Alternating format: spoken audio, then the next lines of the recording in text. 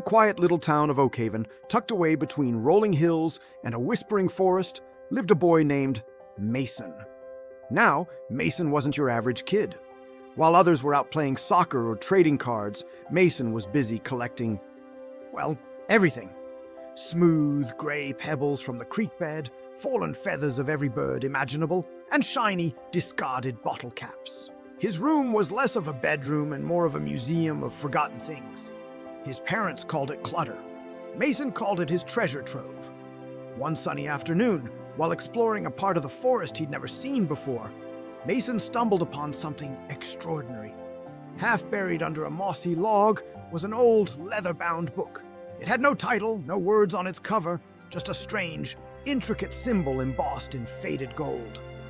His heart thumped with excitement. This was a find unlike any other. He carefully dug it out, brushed off the dirt, and tucked it into his backpack. Back in his room, surrounded by his collections, Mason opened the book. The pages were blank, every single one. A wave of disappointment washed over him, but as he sighed, a small gray pebble fell out of his pocket and landed right in the middle of the first page. Suddenly, the symbol on the cover glowed faintly. Mason watched, wide-eyed, as shimmering ink began to flow from the pebble, drawing a perfect, detailed sketch of the creek where he had found it. He could almost hear the water bubbling. He experimented. A blue jay feather created a stunning illustration of the bird in mid-flight.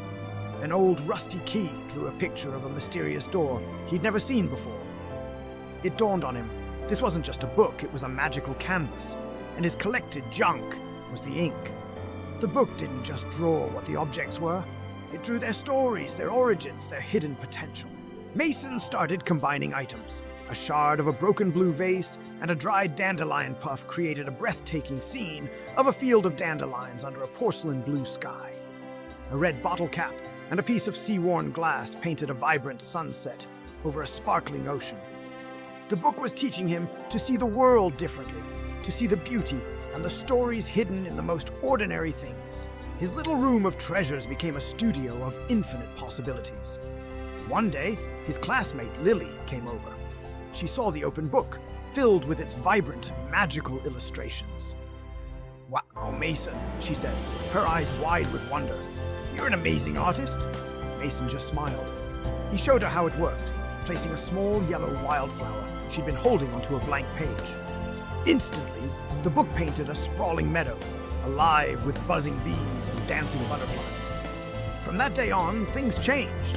Mason didn't keep his magic to himself. He and Lily started the Story Catchers Club. Kids from all over Oakhaven would bring him their own found treasures. A lost button, a colorful leaf, a ticket stub from a fair. Together they filled the pages of the magical book, not just with pictures, but with the shared stories and memories of the town.